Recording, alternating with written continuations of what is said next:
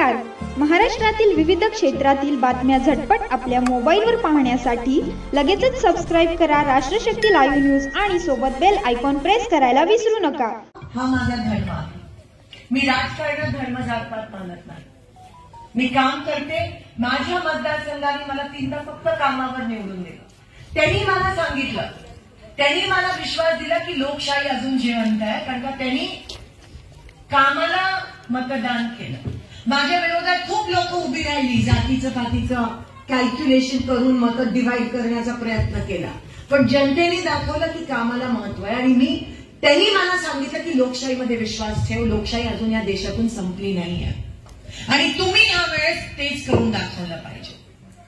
जे तुमचा वापर करतायत ही लोक, हे लक्षात आणणं महत्वाचं आहे.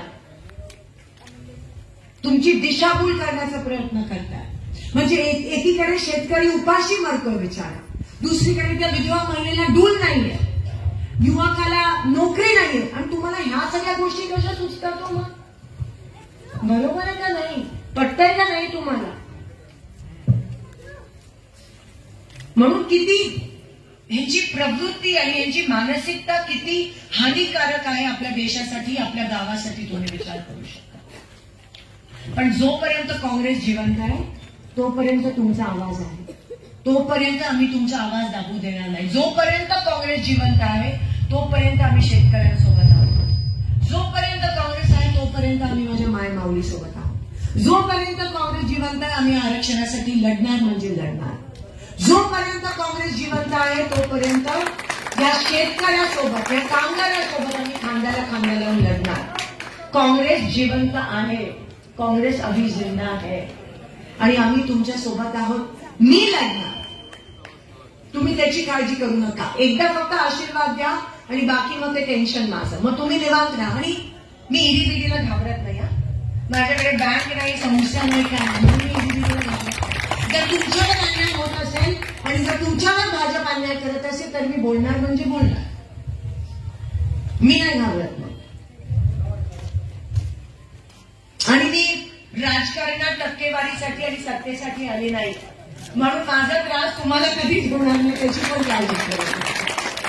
मी काम करीन, तुम्ही नाही म्हणाला तरी मी चुंगी गावाचं काम करीन, त्याची काळजी करू नका. आणि एक संधी द्या, येणाऱ्या 7 तारखेला, 7 मेला, अजून 1 महिना आहे आपल्याला लढायचं. येणाऱ्या 7 तारखेला तुम्ही मला साथ द्याल अशी आशा मी बाळगते. तुमच्या ह्या लेकीला तुम्ही आशीर्वाद द्याल, तुमच्यासाठी लढण्यासाठी, तुमचं काम करण्यासाठी, एवढीच मी तुमच्याकडून आशा बाळगते.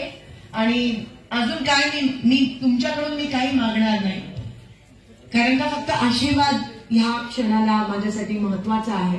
बाकी तुम्हाला द्यायची वेळ आली आहे. ज्या लोकांनी तुमचा विश्वासघात केलाय त्यांची जागा दाखवण्याची वेळ आली आहे. एवढंच मी सांगू शकते. बदला घेण्याची वेळ आली आहे, कारण का अजून किती तुम्ही सहन करणार. सहनशक्तीला पण काही मर्यादा असते, पण आता ती संपते आणि आम्ही तुमच्या सोबत आहोत. एवढंच वचन एक बहीण या नात्याने मी तुम्हाला देते आणि आपली रजा घेते. धन्यवाद. जय हिंद, जय महाराष्ट्र.